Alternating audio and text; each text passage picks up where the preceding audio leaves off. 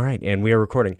Dr. Gary Klein, thank you so much for joining us here on the Human Behavior Podcast. We're excited to talk to you. We've got some mutual friends and mutual people we've worked with before in the past. So I just want to start up by saying thank you so much for coming on the show. Thank you for inviting me. I appreciate it. So we're gonna jump right into it for those of our listeners who, I gave a little intro on Dr. Klein, but he's got a huge body of work and kind of came up a while ago in terms of a greater kind of area of study of naturalistic decision making, and then you kind of develop this what you call the recognition prime decision. And you've been studying subject matter experts, you've been studying intuitive decision making your whole career, and you kind of started with this RPD model. And I know some of our listeners are definitely familiar with it. So, but for those who aren't, could you give us just a background on what it is, how you came about it, and kind of what this came from? Okay, so this all started in the mid 1980s, 1985, uh, and we got a contract from the Army um, to try to understand how people can make tough decisions under time pressure and uncertainty. And it was a competitive contract. And I imagine most of the people who were sending in proposals said, time pressure, uncertainty, we'll just take a laboratory task, we'll vary the time pressure, we'll vary the uncertainty, and see what the relationship is. But we didn't want to do that because it seemed like an important question. And to run a standard laboratory task with college sophomores seemed fraught, seemed questionable. And we said, we don't know how people can make tough decisions under those circumstances. Let's study some people who do it and see what we can learn from them. And we decided to study firefighters. We had other possible groups we could examine, but we picked firefighters. We figured they're a helpful community, and when they're not fighting fires, we can talk to them back in the fire station, in the firehouse, and that they'll have time for us. And they were a great population to work with. I still have a number of good friends who are firefighters. So we didn't think under time pressure that you could generate a large set of options and evaluate them on a standard set of dimensions. We didn't think there was time for that. I mean, the fire is growing exponentially. So we thought that maybe they only looked at two options, and they compared one to the other. One was sort of a favorite, the other was a contrast, and that's how they made their decision. And I'll never forget the first firefighter I talked to before we even started collecting actual data. This was just background. And I said, I'm here to study how you make tough decisions under time pressure and uncertainty. And he looked at me with a certain amount of contempt. I get a lot of those kinds of looks in the work that I do. And he said, I've been a firefighter for 16 years. I've been a captain for 12 of those years. And in all that time, I don't think I've ever made a single decision. That's interesting. Reeled back in my chair because we had won the contract.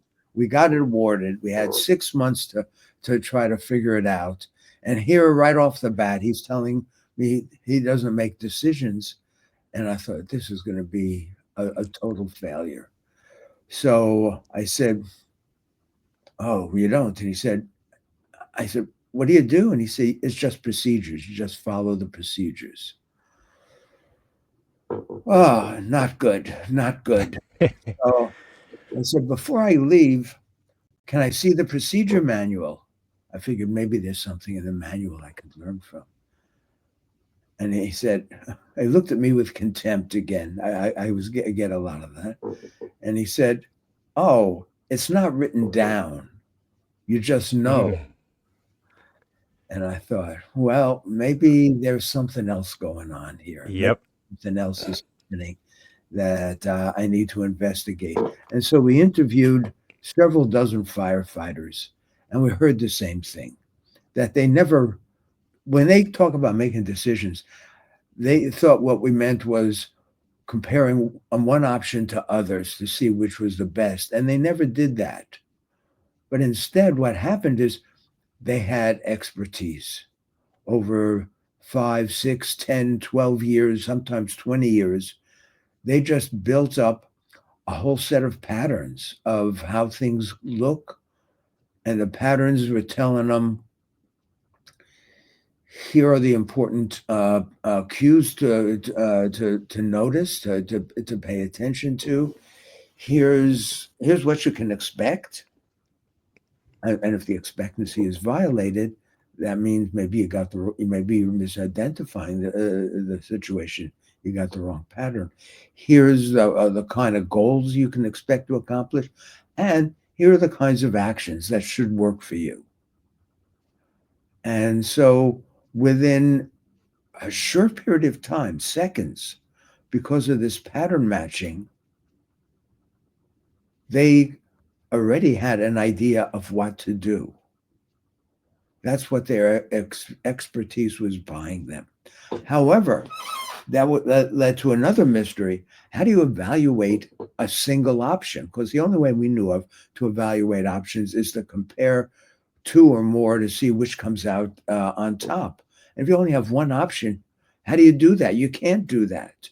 So we looked Right. through all the interview notes we had to see what they were telling us. What they were telling was they evaluated the option by imagining it, by running it through their mind. We call that mental simulation. They Hmm. played it through, and if it worked, then they could carry out the option. If it almost worked, but there was some flaws, some glitches, they could modify the option so that it could do a good job. And if they couldn't figure out a way to overcome the problems, then they said, forget that option. What else do I have? What else is the pattern match telling me is a possibility here? Like they had a repertoire and they were just going down the repertoire until they found one that would work. So that explained why they never compared options, because they just wanted the first one that would work.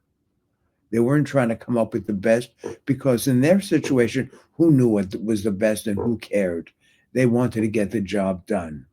And how do you evaluate an option? You imagine it, and this imagining is done deliberately. The pattern matching is sort of unconscious. The pattern just pops in their mind because of their experience. The mental simulation, imagining part, is done consciously and deliberately. So this isn't just going with your gut, going with your intuition. It's a blend of your intuition giving you the pattern and an analysis, but the analysis is not setting up a matrix. The analysis is doing the imagining part. And then there's a third part of trying to sort out what's going on in a complicated situation where you don't have any obvious patterns, where you're trying to Yeah. build a story of what's going on.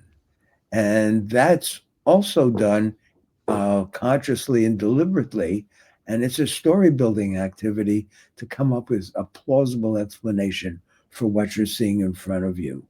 So we call that a recognition primed decision, because it's primed by your pattern matching, by your recognition, but it's not just intuition. It's not just going with your gut. Right. That's a great explanation of how this, and that was sort of my first sort of comment on their follow up question, I guess. So what you're doing with these folks. Obviously, I've seen that before. Someone's like, "What are you talking about? I don't make decisions. I just do what I'm trained to do." And it's like, well, no, there's a whole bunch of stuff going on unconsciously that you're unaware of. So is what you had to do with that, kind of at the beginning there, is take some of that unconscious tacit knowledge and then map that out in a meaningful way to give it a process for them. Is that kind of what you came up with then? Well, what we came up with was a model, a recognition prime decision model.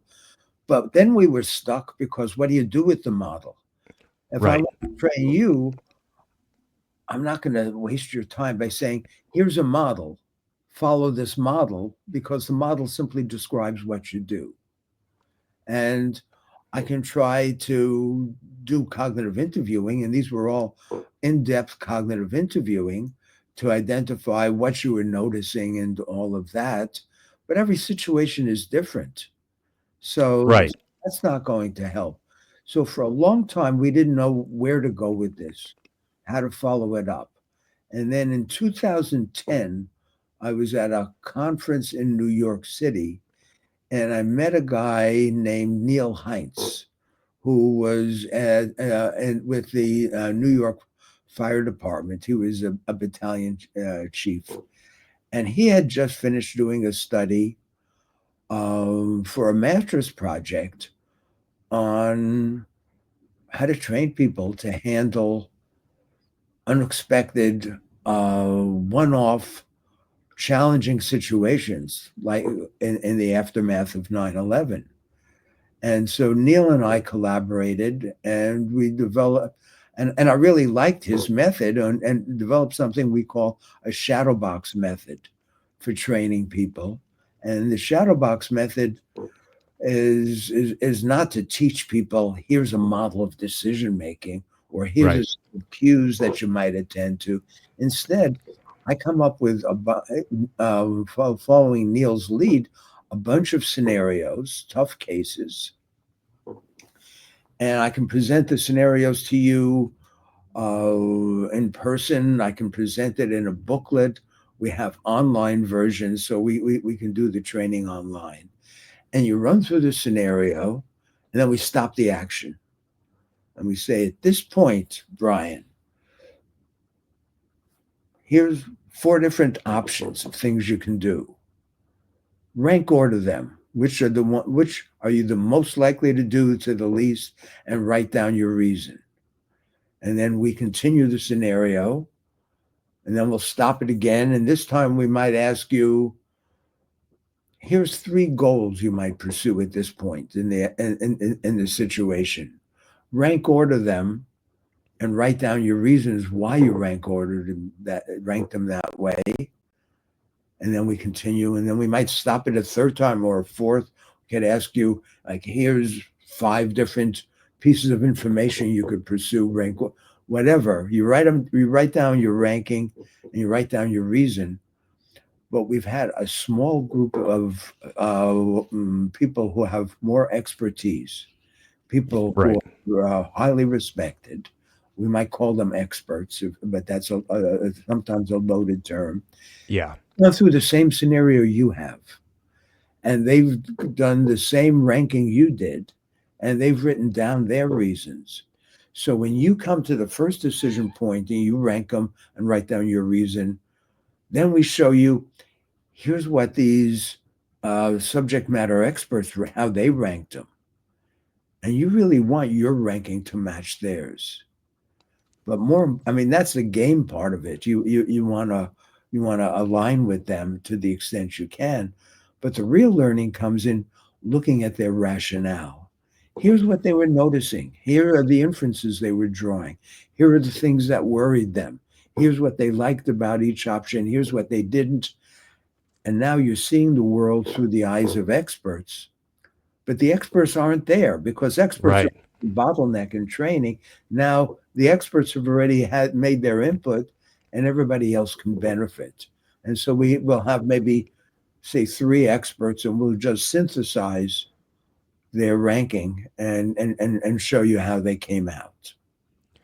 So that's yeah, I hope that especially for our law enforcement listeners who are trainers just can just go back and just listen to the last 5 or 6 minutes on how you set up a training scenario, because I think you could pull a lot away from that. There's a lot of issues we see with training where it's really well intentioned. You've got experts that know what they're doing, but when it comes to setting up things like that with decision making involved, everyone's sort of looking for this binary, it's like in law enforcement, is it a shoot or don't shoot? And it's like, well, that's not how the world is, right? That's, you can't, if it was that simple, we wouldn't be having this conversation, right? We wouldn't need to go into the detail about that.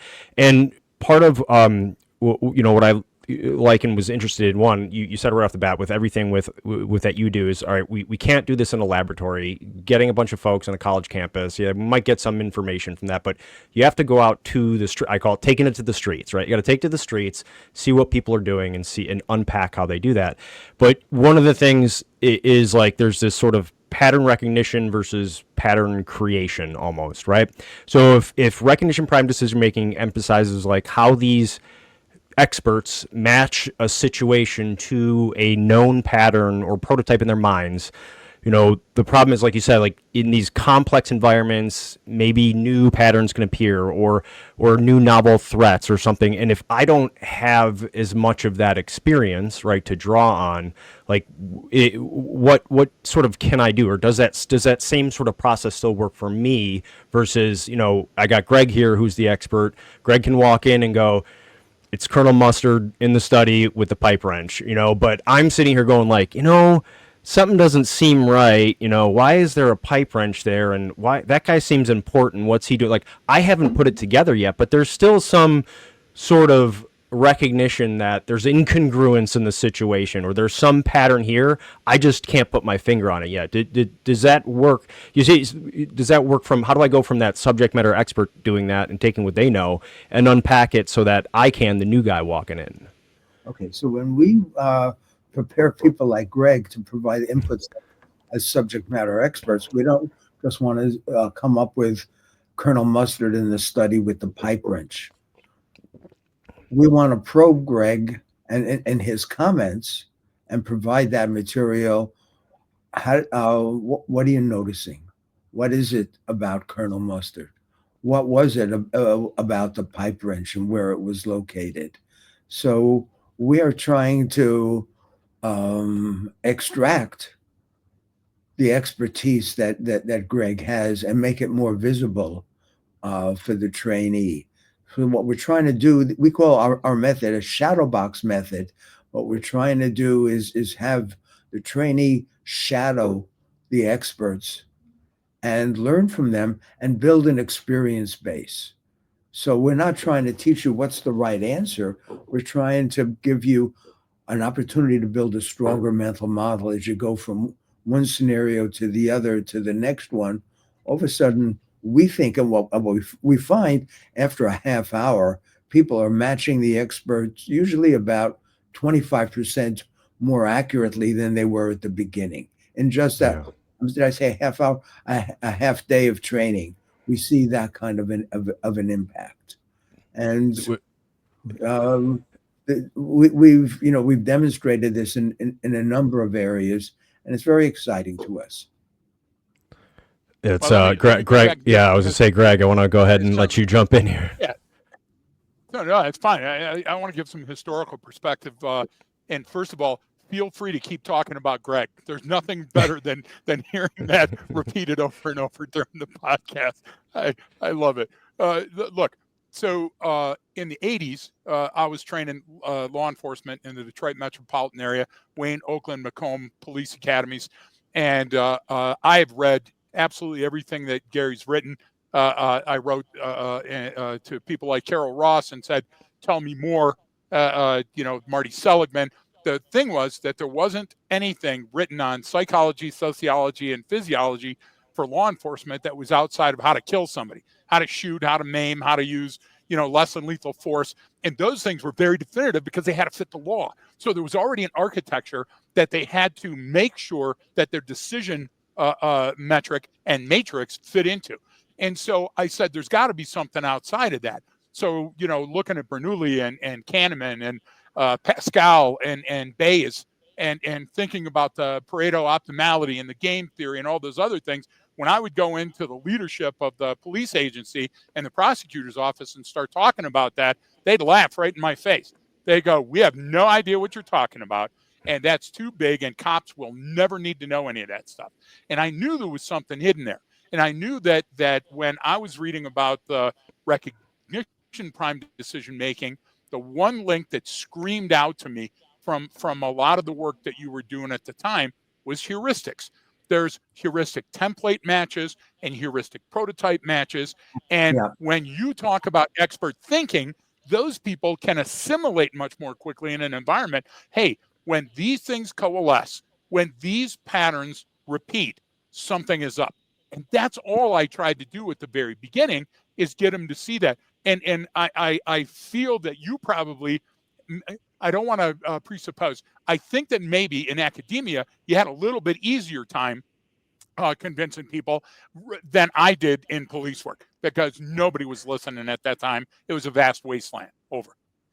Just the reverse, Greg.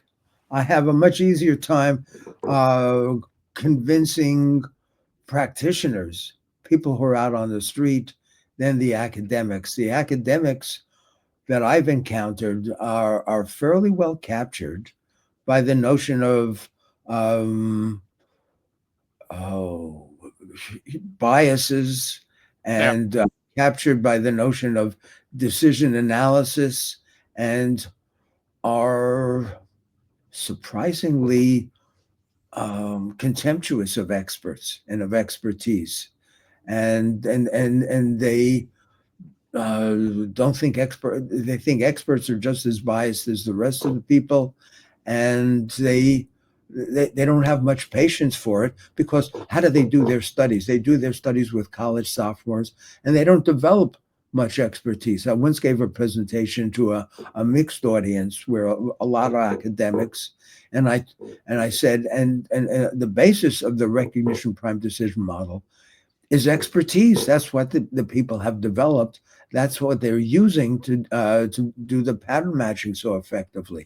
And one guy raises his hand and said, I do laboratory studies. I really disagree with you. I do laboratory studies, and I give my subjects lots of experience. And I said, how much? And he said, we give them, right.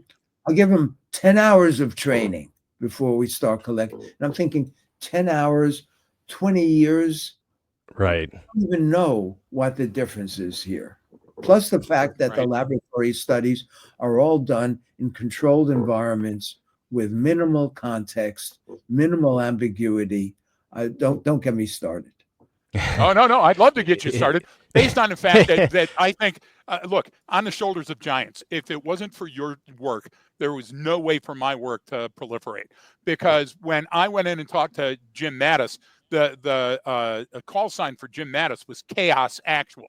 And chaos came from how we were thinking at the time. We didn't fully understand the war that we were involved in. We didn't fully understand how the culture was context in Iraq. We didn't understand that it was a different playing field in Afghanistan, even though there were both insurgent-based terrorist activities that were going on. And so what happened is they were trying to draw expertise from Vietnam, or draw expertise from Korea.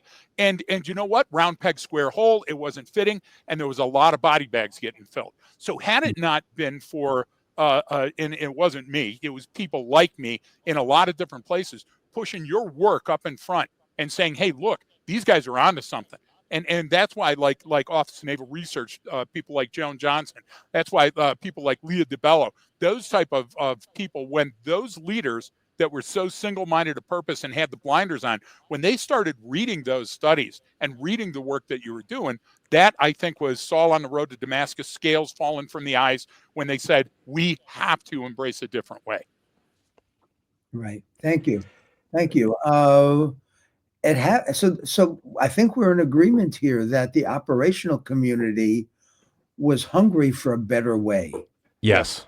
Yeah, and absolutely. That's why they were open, whereas the academic community doesn't really care about a better way, because they're not trying to accomplish anything that really is going to make a significant difference out on the streets. Yeah. And I just briefly, Brian, I think the fire department, look, the angle is fires are highly complex, rapidly evolving situations where no two are the same, but the methodology and the tools and the mannerisms of police agencies are very similar worldwide. And that's why when you take a look at police work and military, it's the same thing. There's a very regimented system. There's rank structures. There's rules that go along with things. And then when it comes down to it, it's physics and math. Sorry about that, Brian. I wanted to make sure that the people listening Yeah. to us right now that are trainers understand that when it comes down to at the end of the day, this is science, and that's why it works every time.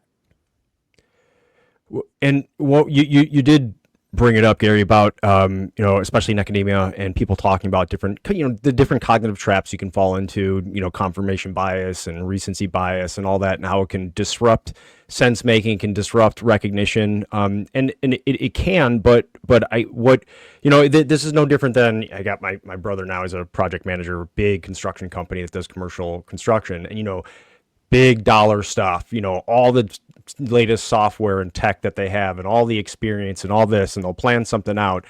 And then it's one guy walks up who's been pouring concrete for 25 years and goes, yeah, it ain't going to work.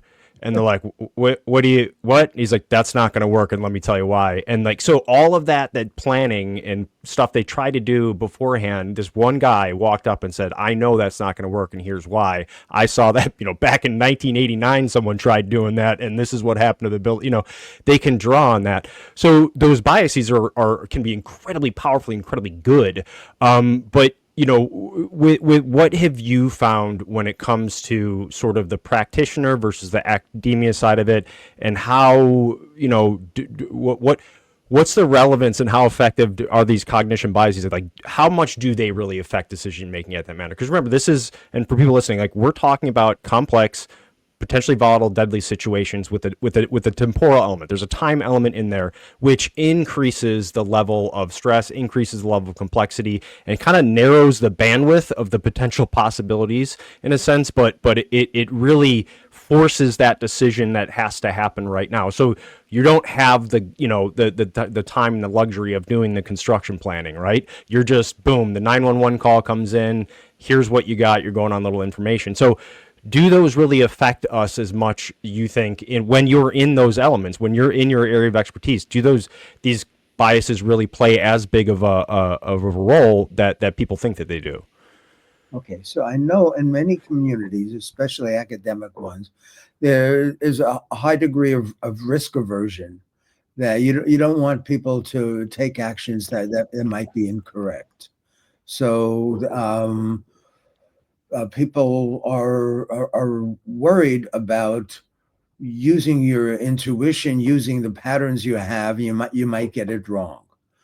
However, in these situations, with the confusion, the ambiguity, the complexity, and the time pressure, you don't have time to set up a decision tree. You don't have time to set up a multi-attribute utility analysis. A friend of mine, Danny Zakai, many years ago, Zakai and Wooler, said, how long does it take to set up one of these decision analyses? And they found it takes about 30 minutes to set up one of these kinds of matrices. Well, out on the street, if you're a firefighter, a police officer, a military leader, you don't have 30 minutes. So let's not pretend otherwise. So should we be worried about decision biases? Many people are, and I say for the most part, this is the dominant view, that we should worry. I don't want to mislead your listeners. I happen to think that it's overblown and not something to worry about, because what they call biases are essentially heuristics. And Right. Heuristics are rules of thumb that are generally right, but not always right. And so they're not perfect. But that's why what we learned with the recognition prime decision model, if you call it wrong at the beginning, you still have this mental simulation, this imagining part, to be like the guy in construction who comes in and says, this doesn't feel right. I have some worries about it based on what I saw in the 1990s. So you're not simply going with your gut. You're starting with your gut instinct, because it's of tremendous value. I have offered this. I've made this offer to decision researchers who think that emotion and biases are a problem. We know the part of the brain where the emotions affect the decision making. We know it because of the work of Damasio, where he studied people with brain lesions and I think it's the ventromedial frontal cortex. I may have that garbled. I probably, but he knows, and it is written down. It's knowable because people who have a lesion in this area, it's not very often, very infrequent, but very rare condition. If they have a lesion, all of a sudden their decision making is disconnected from their emotions. And Okay. this would be nirvana. This is perfect. Yeah. Purely rational decisions, unaffected by your emotions. Now you're Mr. Spock and you're cruising. But Damasio found these people, even though their IQ wasn't affected, their lives were destroyed because it took them forever to reason out what to do, what restaurant to go to, I mean, everything had to be reasoned out because they had no emotional basis for helping them along. So I've offered people in the community, I said, I'll pay for it myself. If you're worried about your emotions and biases clouding your decision making, we can artificially lesion this area in your brain using lasers, converging beams, and just burn out this area, and you'll be perfectly rational. And you know something?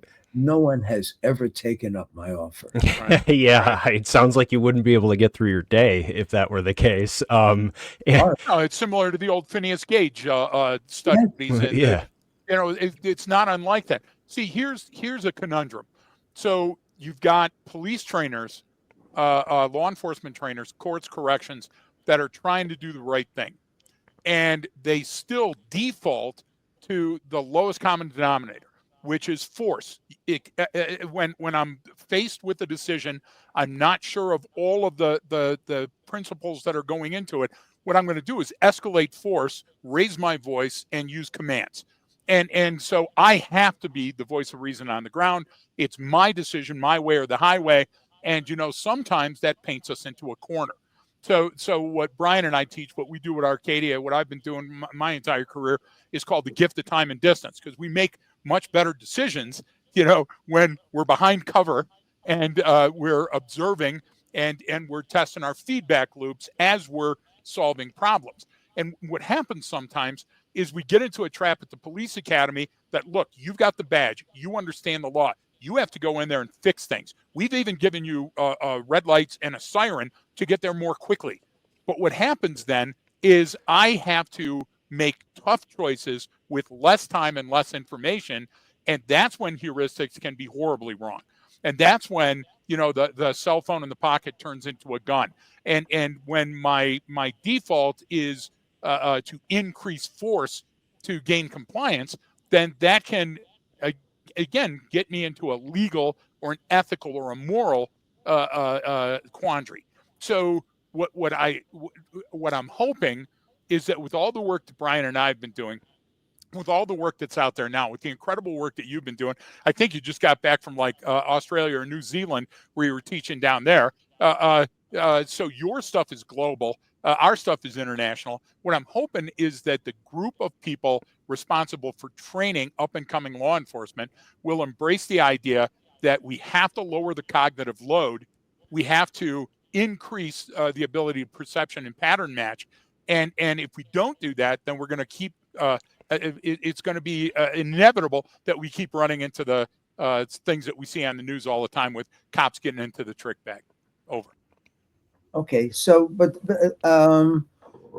there's another approach is to build the repertoire of the police officers, and this is something that my colleague John Schmidt, my friend and colleague John Schmidt, and I have been working on. We were involved in a program from DARPA, Defense Advanced Research Projects Agency, and it was called the Good Stranger Project. And it was during the time, it started during the time of American involvement in Iraq and Afghanistan. And the realization that you have all these soldiers who are highly efficient at fighting an adversary, at conducting warfare, but not all that good at interacting with civilians. And their approach to getting compliance was force and intimidation. And that was making enemies and that was making things worse. So our part of the project was to interview people had identified as good strangers, people who could gain compliance voluntarily, and learn from them and see what their tricks were. And we heard amazing ideas, and the kinds of repertoire they had were just really staggering. And it's captured in some places in police circles. There's a book, Verbal Judo, and things like that. But these guys were going beyond verbal judo. So I think and John and I put together a workshop on training voluntary compliance, so that police officers have other techniques other than simply trying to gain compliance through intimidation. Right. Right. And you see the problem is that good ideas like that don't immediately get embraced because of the historical perspective of law enforcement. And when you give an aluminum flashlight and extra magazines and a bullet resistant vest, then there's this warrior mentality that sneaks in, and we forget that we work for the people, that the laws are to help the people. And so I'm in absolute violent, there we go, with your commentary. But the problem is, like, to get certified in Michigan Law Enforcement Officer Training Council, they didn't have the book Verbal Judo. But to get my credentials accepted in Colorado, I had to go through Colorado Police Officer Standard and Training, and they made you read Verbal Judo. But you know what? There's no part of the academy where they do that. And when we look at AI and VR, and we look at interacting with a computer screen, it's more about hey, the guy's got a gun. Hey, how fast did you shoot and how accurately? And I think that cognition plays a huge role in that pattern recognition and analysis and extremis. And if we focus more there, we would see that we would get a better quality officer on the street that would want to remain longer and is closer to the community. Right. And where does the expertise come into those environment? I mean, if you could look at the last inch, shoot, no shoot, but you can dial back a minute or two, even just a minute or two earlier, about what's happening, what do I see, what's the context, and you find that Yes. people who are the good strangers, who are the ones who are ready to manage situations, they don't want to put themselves in danger, certainly, but they're picking up signs that this may not be as threatening an environment, or there may be ways of diffusing this environment other than shooting. And Gary, the way you describe what you do with the shadow box, and how you set up these scenarios for people to go through. I mean, we almost word for word, that's how we try doing it with another company. We're saying, like, look, if you're going to build these scenarios, you can't turn everything into a binary decision, because then you're forcing that. This is now, because now we've sort of gone from, like, all right, we know what the science is, we've done the analysis, we've talked to these people, here's what it is. Now putting that into a training program is another sort of hurdle on its own. It's another process on its own, and I in some ways it's more complex than people realize, but in other ways it's actually a lot simpler. It's, you just described it. All right, stop. What are you seeing? What would you likely do next? And tell me why. And then now I'm working and building those file folders, building those mental models to go, I can correct back there. And just like you had said, we try to get these folks, like, well, if it turns into a shooting situation, we've lost. Like, that's, just recognizing and seeing a gun faster, hey, I'm a half a second faster on my pistol draw. Like, okay, there's an entire world that happened before you got to that decision. And so I think people almost focus on the wrong part of recognition, where it's not recognizing this is a threat or not a threat. It's no, wind the tape back, and we got to get some understanding, right, and some comprehension of the context of the scene in order to recognize the potential likely outcomes of what's going to happen. Then I have a better sort of intervention strategy. And that's been sort of our biggest or the hardest thing to kind of get across to folks, because we all default to this. well, everyone's got guns. It's like, yeah, I get that. We're in the United States, right? There's more guns than people here, but so do you, and so does your partner, and so do these other people. Like, we get hyper focused because it becomes very primal and it becomes very, survival oriented, that we don't see this entire world. So I'm curious if you've had that experience, with maybe not seeing that with practitioners, like you said, the guy came up and goes, "No, I've never made a decision," but getting them to recognize all that stuff sooner rather than at the very end where a decision is forced upon them, rather than them making a more clear decision. I don't know if you've seen that like that, where it comes to that recognition and what that means to people.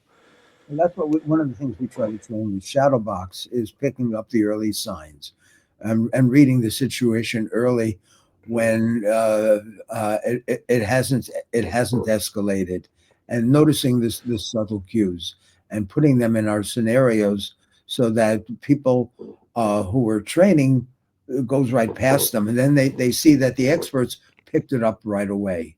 Right. We even have a visual version of Shadowbox and Expert Eyes, where we have a video version where people can zero in on what they think is an important cue. Then they see what the experts picked up and how much sooner the experts noticed it.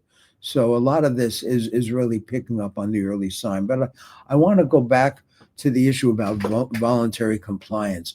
This isn't just a nice idea that we came up with, that it'll be good if police officers can get voluntary compliance.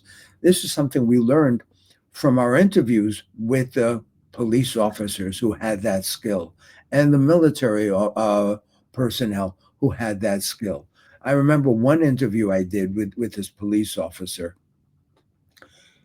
He was pretty massive, and we were in, and it was a small office, so barely squeeze in, and his arms were bigger than my thighs, and he said he became a policeman because he liked the action, and he liked the idea of taking down bad guys and getting into fights, and that was part of the excitement.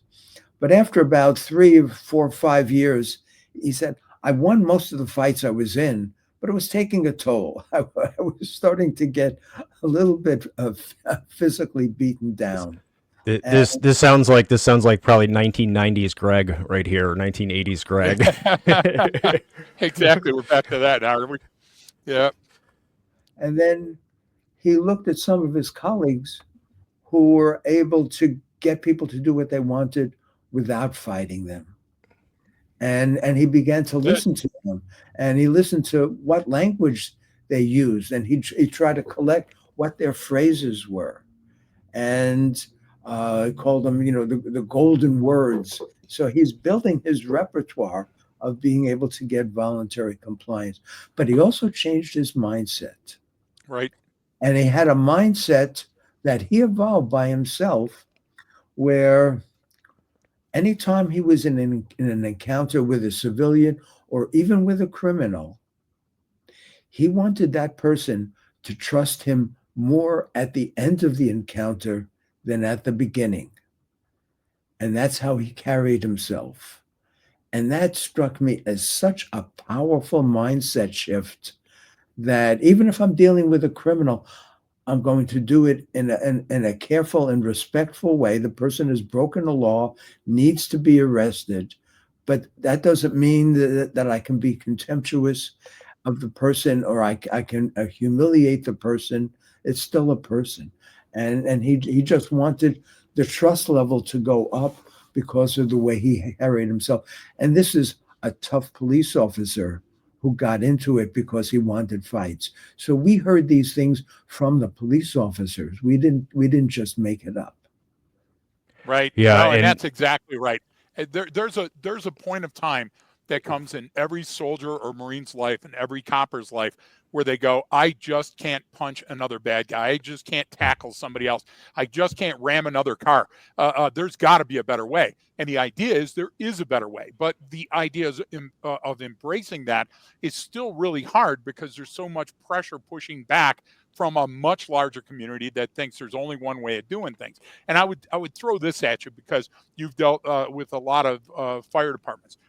We cultivate curiosity. One of the greatest gifts that you can be given is being curious with your environment, because there's cues abound within your environment that are going to tell you what's likely to occur next. And so, for example, with firefighters, a firefighter is going to answer alarm, go down the pole, get in the truck, and go to the scene. Firefighters don't normally patrol an area looking for early signs of fire. So what we do is we tell them, hey, listen, you really do, because when you go and check a building and you talk about the alarms and the fire exits and the capacity of how many people that are in there, what you're doing is you're saying, hey, I can operate left of the event. I can operate before the critical event. And if you pick up on those cues early enough, there won't be a fire. So we do that same thing with law enforcement and say, hey, if you're curious with your environment and you play with it, you drop the rock in the pond, you take a look at how entropy is acting on the people in the community, and you can feel when things are right and you can feel when things are wrong, and therefore you have a better chance of not going kinetic. Like in the military, they have a term that's called a permissive environment. Well, every city in America should be a permissive environment. It shouldn't be semi or non-permissive. But we can make it that way with uniforms that look paramilitary and graphics packages and those type of things that give this element of control and force. And we're past that now. We've learned so many great lessons. If we would just embrace the fact that people, look, a person wants to talk it out rather than fight it out. When you get that rare person that does want to fight it out, there may be mental health issues. There may be something that's going on that you don't know. And then we got to call in another expert. But you can't do it all. And when a copper is being trained that you have the trick bag, you have the bat belt, and you have to solve all the problems, I think that puts an undue stress on them to perform at a level that we're not training them to meet. Does that make sense? Makes total sense. I agree. Yeah. And So, it's I don't think we're changing that today. yeah. Well, actually, right. So you've got you've got some classes on your website, and I'll have the links for everyone about you got a master class in practical decision making, and you've got a course about the cognitive dimension. So I've seen a lot now of folks coming out with even cognitive divisions in their training program, and cognitive this and cognitive that, and it's like, okay, is this the new word we're using right now? But could you help define that for what that is? What is cognitive training, and what does it really mean to you? Because obviously you're focused on decision making, the outcomes of what's happening, which is where people should be focused on. But what do you mean by cognitive training or the cognitive dimension? Okay, what I mean is the ability to use your experience and your expertise in order to handle tough situations and to understand them, to appreciate the implications, to anticipate the risks, and to be able to identify reasonable ways forward. And one way to think of the cognitive dimension is to contrast it with a procedural approach, which says, here's a checklist and you got to follow all these steps, and here's a playbook, and you just want to have a playbook for every situation and just follow all that, which is kind of mindless because there are no playbooks that can handle the kinds of complexity that law enforcement gets into. And you've got to be able to read situations and to use concerns that here's the standard play, but I'm worried about it, like your construction worker was able to push back. So the problem with the cognitive dimension is that it's invisible. If I give you a procedural checklist, I can determine, did you follow all the steps? And that's visible. The cognitive dimension is not visible. It involves something we call tacit knowledge that isn't readily described. Your ability to make perceptual discriminations that might be invisible to somebody else. The mental model, the sophistication of your mental model about how things work is probably different now than it was 5 or 10 years ago.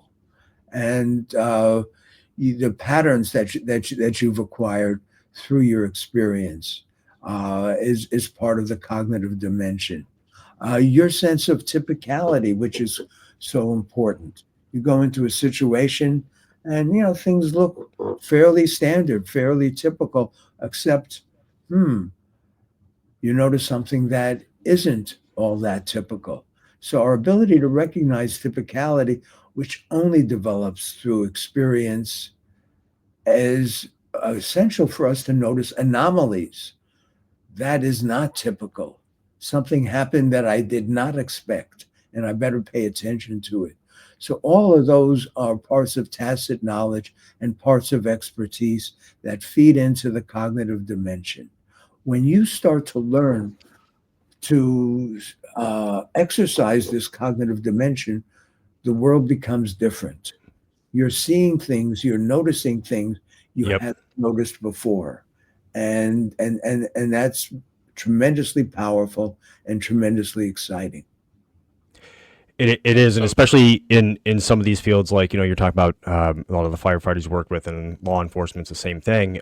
We train a lot of law enforcement, and it's like I was never a law enforcement officer. I had time in the military and worked for the government for a while, but doing other things, and with the same thing, I was like, you guys have more tacit knowledge than you realize, and I don't care how many call outs you've been on or chases you've been in. I'm talking the day to day interactions you have with people have built up this Rolodex of information and potential, pre-event indications and potential anomalies and things that are incongruent signals that you're not even really aware of it. Like those are the things that really matter if I can get good at focusing. Like you just said, like what's normal, what's typical, like get really, really good at defining this is what normal should be in this context.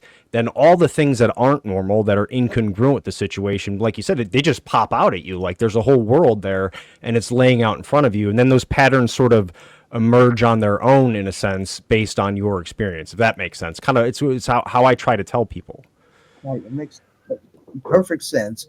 The only thing I want to add to that is that there's a common belief that you're going to be developing all of this as you have more experience. And experience doesn't automatically translate into expertise. Right. And somebody who's So okay, go ahead, Greg. no, Doc, let's go just one step deeper on that and make sure that we define that for our audience.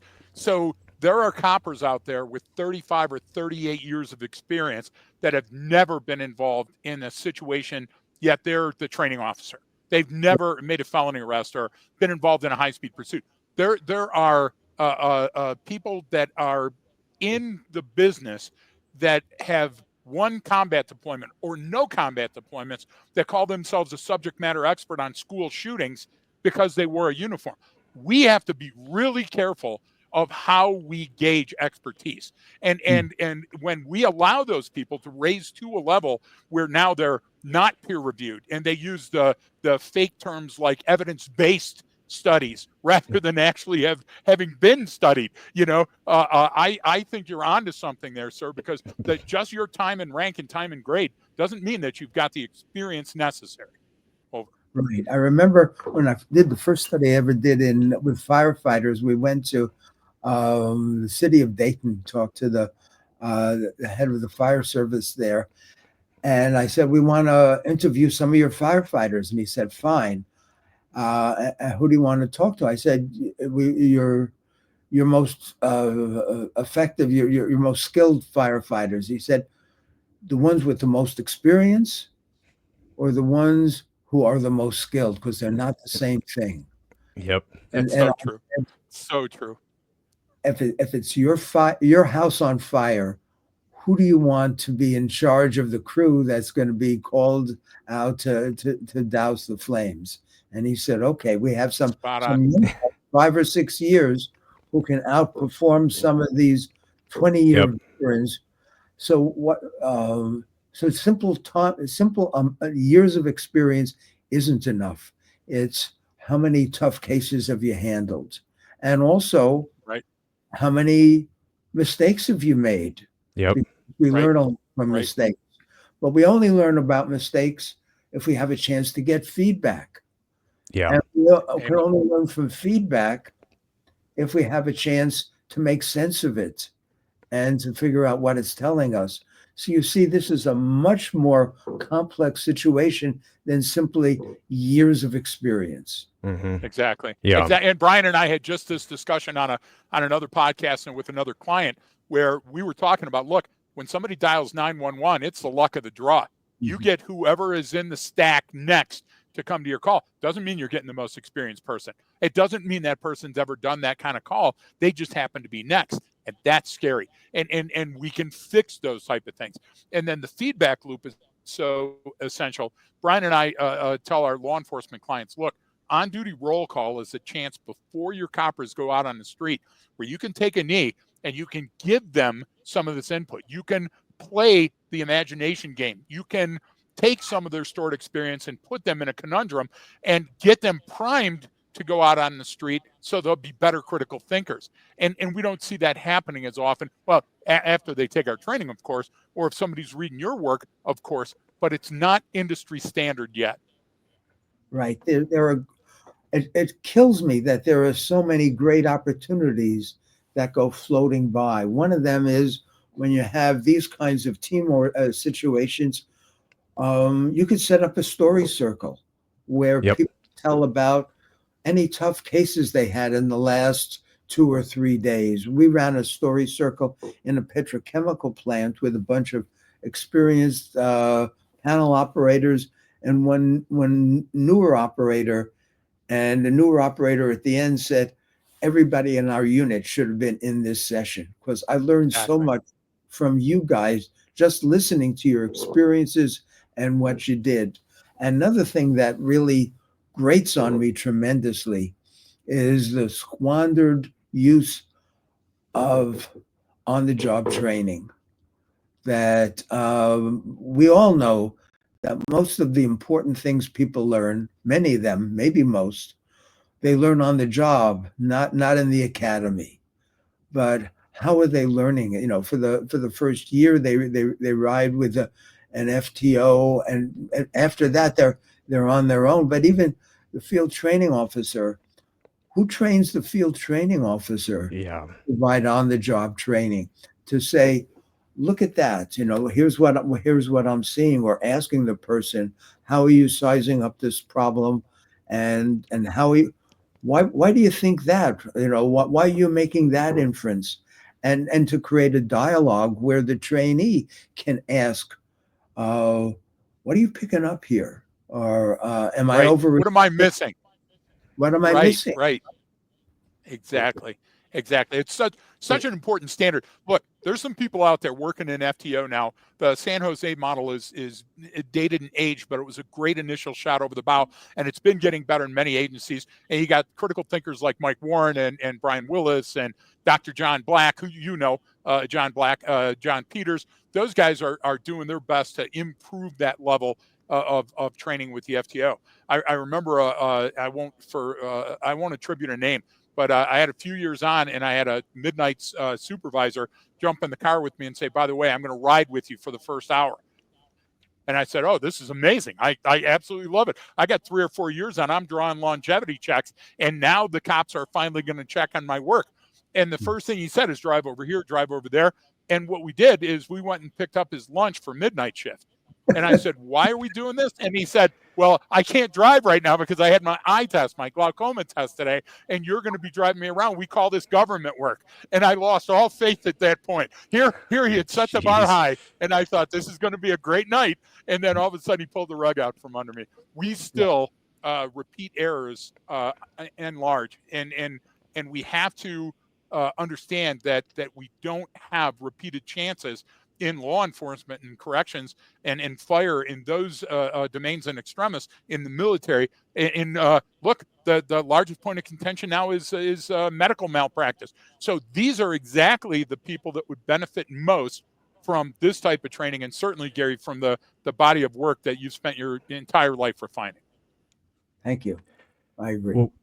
So what you've been studying decision making and experts for decades now. You've got you had another book out too, I believe. What's it? I'm sorry, I can't remember. I had it written down. Snapshots of the Mind. I know Yes. that's your latest book. I've read a few of yours before in the past, but one of the things I want to ask you is what don't you know about decision making? What are you still looking for? Wow. What interests Gary Klein about something? Like what as you dig deeper and deeper and deeper over the decades and years ago, man, we're all looking for that nugget, that piece of wisdom, the drop on the tongue. That's what everyone wants, even though it doesn't really exist. But what is it that still interests you then and that you don't know about this? Oh, there's so much that I don't know, and that's what makes it all so exciting.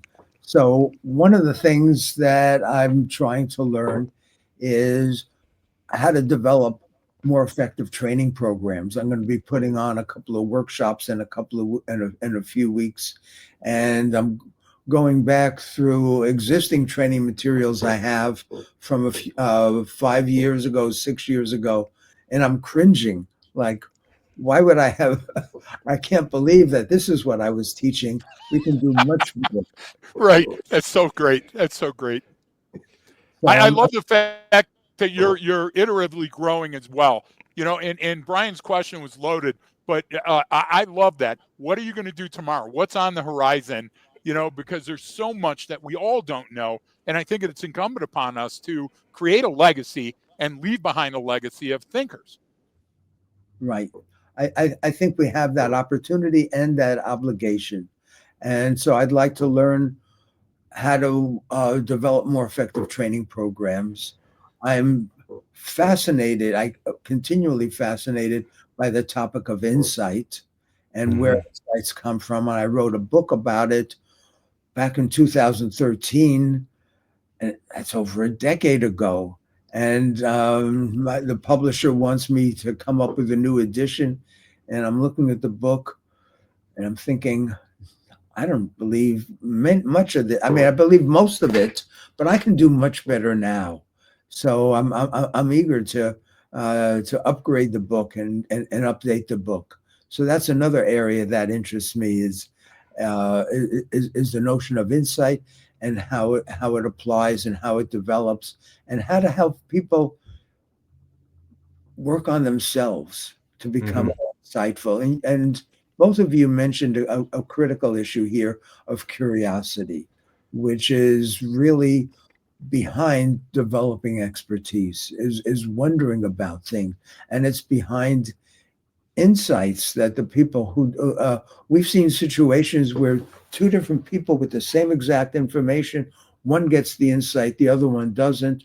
Person who gets the insight is a person who had an active mindset, was looking around, wondering about things. But you can't just help people have an active mindset. Right. Be curious.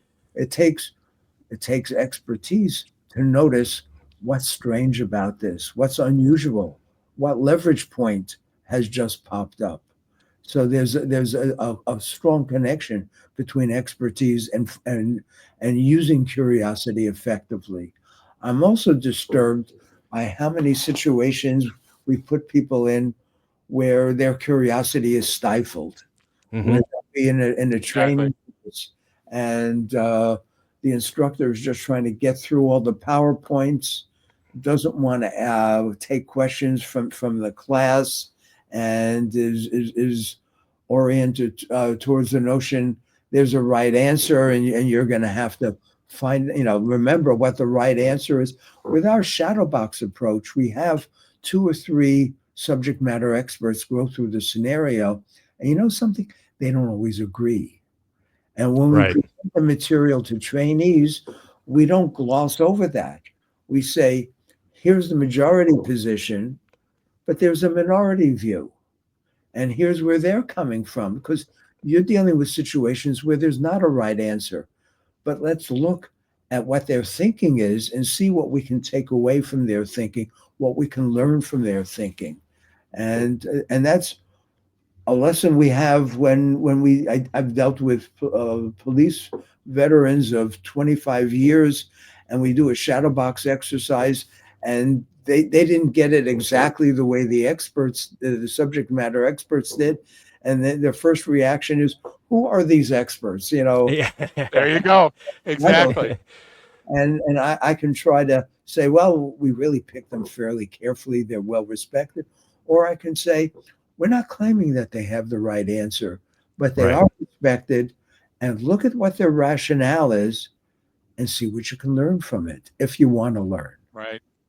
If you want to learn. And that's the key. The key is that you have to have, in addition to baseline and environmental curiosity, you have to have intellectual curiosity. And you have to say, I'm in this to advance this field that I'm in, no matter what field that may be. And I think that like-minded folks, that's why, look, you have no idea how long we've wanted you on the show. And the idea is that you're hard to pin down because you're busy all the time. And the reason you're busy all the time is that you got some great answers. But I would add that we don't always disagree, and that's healthy.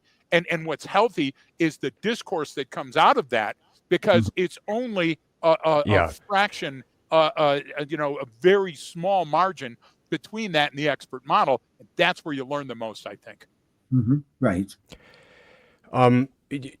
When you're kind of looking back at this and, you talk about finding more effective training and, you look back at stuff you taught before, and I've done the same thing where you're like, oh man, I guess, well, why did I spend so much time on this part? It's really, this is the most important. Really, I got to make it simpler.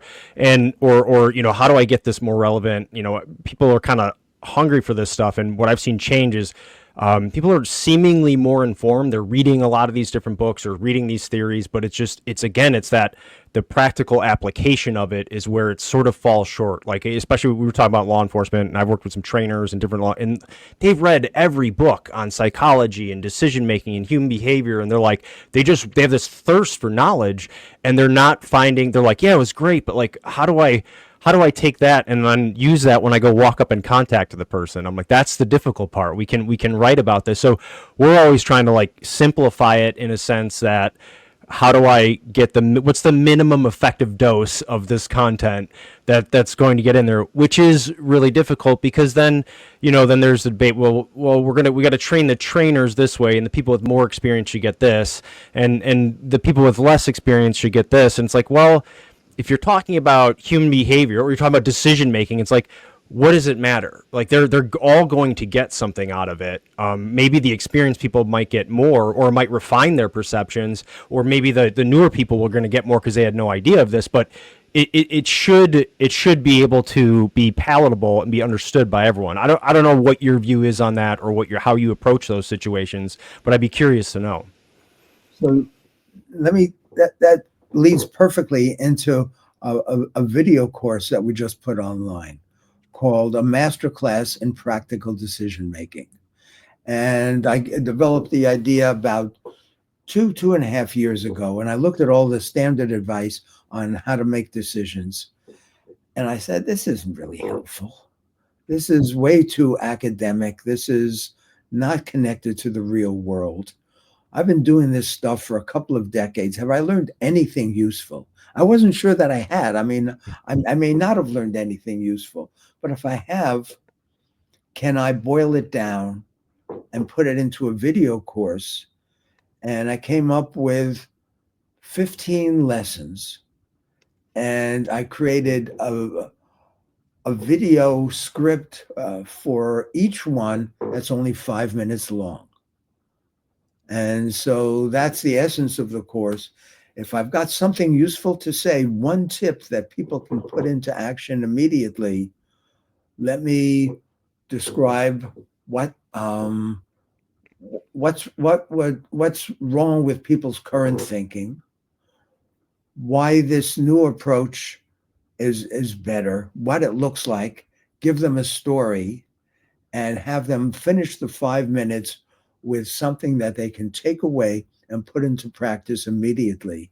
And I have 15 lessons, and each of them, the 5-minute lessons, it was a tremendous workout for me to see if I can consolidate what I knew into something that could be useful. Right. And it goes back to if I had more time, I would have written a shorter letter. I mean, that's always the hardest part is going, what's the key thing? What's this one thing that they can take away? Because one, you got to capture everyone's attention, and that can be tough. We're so distracted now in general. You got to capture that, and then it's like I got to give it something that they can go do the second they walk out this door. That's going to be impactful and meaningful, and it'll work.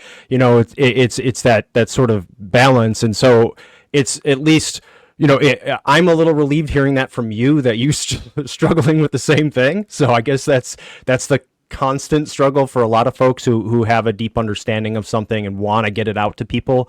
But it's also frustrating if you're on the other side of that. And I remember I was actually in a course one time, and it was a great instructor. And then he said, "Hey, remember, look, you guys, at any time you can ask me questions. And there's no such thing as a stupid question." And half the class raised their hand. Then he looked at how many questions he had, and he went, "But there are stupid people." And then so a lot of those people then put their hands down, like, "Man, maybe I don't want to sound stupid." And he was like, "All right, I got."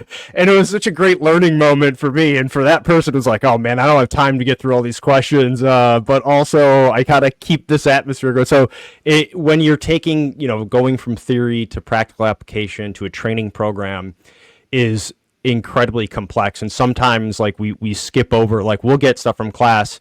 Well, what I love getting feedback from people is when they say, "Hey, when you said this, or when you talked about this, I went home last night." We had a guy at it was at a college course that, or we every semester we teach a course at Liberty University, and we're doing some other work with them and with their criminal justice program. And but they invite other people from within their community. With this 80-year-old guy in there. And he came up to me. He's like, I was sitting there thinking about it last night. I used to own all these car dealerships, and I was in sales, and over the years. And he's like, "Man, that thing that you guys talked about with this funnel approach to it, and the time and distance, and those incongruent, like, I just realized I could use that for every situation in life." And I was like, that was the best feedback I'd ever gotten. Here's this 80-year-old guy who, had horse stables, was a car dealer owner, was doing all these things his whole life. And then he just got one concept that we talk about and said, "I can use that for everything in my life." I was like, "Thank you." Like, yes, and then you had the 18-year-old student who's, the first time out of their small town is at college, and they're sitting there in this course going like, what is all this? So it's just a different perspective, right. But it's great to see that. And that's always just a struggle to do. So I don't know what you've seen typically works in those situations, or what you try to focus on when you're having that problem. So I go back to a guy that I had a ton of experience as a trainer, a guy named Ike Bracken, who owned a ranch in Texas, but his day job was petrochemical industry. And he was very good, and he became a trainer. And he told me, and he was a trainer for several decades. He said early in his training career, he knew how to train people because he'd been trained. There's a way to do things. There's a right way. And you watch the trainee, and you wait for them to make a mistake, and then you slam them so that they'll remember. And that's the job of a trainer, is to stamp those lessons in. So that's the way he'd been trained. That's the way he trained people who were assigned to him. And after about 5-6 years, he kind of woke up and he thought, this really isn't getting me anywhere. Yeah. And this slamming business it's fun. I mean, it's emotionally satisfying. He didn't want to deny that part. But the people he's training, he said, they're motivated. They want to do the job. And they're smart. If they weren't smart enough, they wouldn't have been selected. So if they're making a mistake, instead of slamming them, you can become curious. And that's the word that you mentioned before. And work with them and say, when you did that, that's a surprise. What were you thinking about? Why did you do that? And sometimes they might have a good idea, but he switched from this abusive model into a curious, collaborative model. Right. He said it made all the difference. That's so amazing. There's a section of expertise out there that people refer to as the natural. And I caution people because they're few and far between, and they're so remarkable they make movies about Yeah. them. So you aren't, So right away, if you think you're a natural, you're not.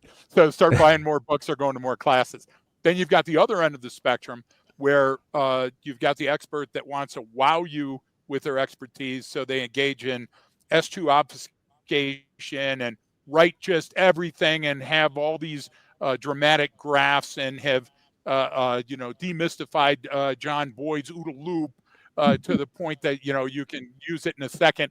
And then right in the middle is that person that you meet that can not dumb it down, but they street it up, and they can show you and tell you and point to something, and all of a sudden the epiphany moment happens and true learning occurs. So whenever we find that, we embrace it. Brian and I embrace it. Arcadia embraces that. And it's rare when you find that, but when you do, man, you got to exploit that. You got to tell that person you're on the right track and, keep going, forward. And I also love it because I always learn from those folks as well.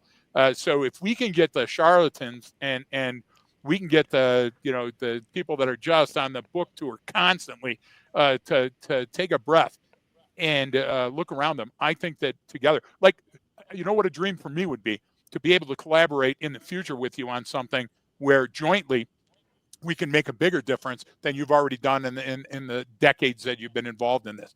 And I got a couple of good things that I can point to that I did, but it's not enough. Tomorrow I got to get up again and say, what am I going to do this week that's going to change, that's going to move the dial? And that's why I love working with Brian and our team.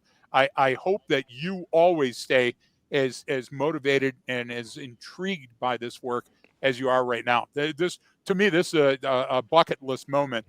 Being on a podcast with you and being able to share some ideas with you, I feel fantastic about it. Thank you very much for those really kind words. And it would be exciting to see if we can find something to collaborate about. I think that could be powerful. Yeah, absolutely. It's so much. So Brian, write that down. Yeah. You know what I'm saying? Well, what do we do? Yeah. So I'm gonna put the links to those courses and stuff that you have in all the episode details, right, and everyone will get it and they can check it out. I mean, you don't have to do any much more than just Google Gary Klein, and it's going to be all over with everything your work on there. It's just fascinating stuff. I was always drawn to it because you're one of the people that I appreciate in terms of, hey, we got to go out here and figure this stuff out, not sit here in academia that has its place for everything and do it in a lab and get some students and do some studies. Like, no, like let's take it to the streets and then let's sort of reverse engineer this to see if we can replicate it. And it's hard. It's really hard to do, especially when you got someone who's like, what do you mean? I just know. It's like, well, for a reason, and I'm trying to figure out that reason. And another great one, we had this, we did an intro at a course. We had this guy come up. It was a mix of local, state, and federal law enforcement officers. And this guy was, was a city cop for a while. Then he was at different federal agencies. Now he's higher up in Homeland Security investigations, I think it was. But he just came up and he's like, hey, where was this my first day on the job? He's like, you just took... I can't do that. Like, I know what you said. I know all of that stuff, but I can't say it in that way, and I can't translate it to another person. And he was like grabbing me by the shirt, like, teach me how to do it. I'm like, that's what we're here for. That's what we're here for. Like, don't worry. We're going to give your folks something. And like, it was really cool to see that. One, it's validating for what you're talking about. It's obviously resonating with the audience. But when you get that experience level where people go, there's so much that we learn that, even in school, you look at all the different subjects you learn in school growing up through high school, college, whatever you go through, like, how much of that have you actually used? And so I always go back to, what's, you look for, everyone has a teacher, a mentor, an uncle, a neighbor, or someone that like talked to them or taught them something and they were just enamored with it. And it's like everyone has that sort of mental model for that person. And it's like, find out what it was that you loved so much about the way that person taught, or they spoke, or they taught, they trained you, and then that's what you can emulate. And we all have what wrong looks like, right? Everyone's seen the, oh God, I don't want to be, but it's good to have that. You need the comparison, right? Or at least you know what not to do, right? What doesn't work. But I always try to look back, and so you being out there doing this on a practical level is extremely helpful, and I love it because I can nerd out on all the science behind it and really get into it, but still have some actual takeaways that I can use. I mean, I just, even if the HPPRNA and the stuff we teach, like, I'm using that to help. It's making me a better father. I got a little 2-year-old now. He's almost 2 years old, and I'm teaching him. He's not even speaking full sentences, only knows so many words. And it's like, we can still go through and we'll compare this to that. Why is that different? What is? Oh, and he's seeing differences in things. So he's learning to compare. So now he's going head tilting all the time, and I'm like, okay, he's learning. Here's this, and so it's fun. And I'm like, if I can get through to a 2-year-old, I should be able to get through to the toughest, sage gray beard copper who's been on the road for 30 years and seen and done it all. So that's always my challenge. But I'll give you any last words that you have, Gary. Okay, so I appreciate these opportunities for dialogue with fellow practitioners, fellow investigators. It's always exciting for me to see what other people have been trying to do and to create a larger community.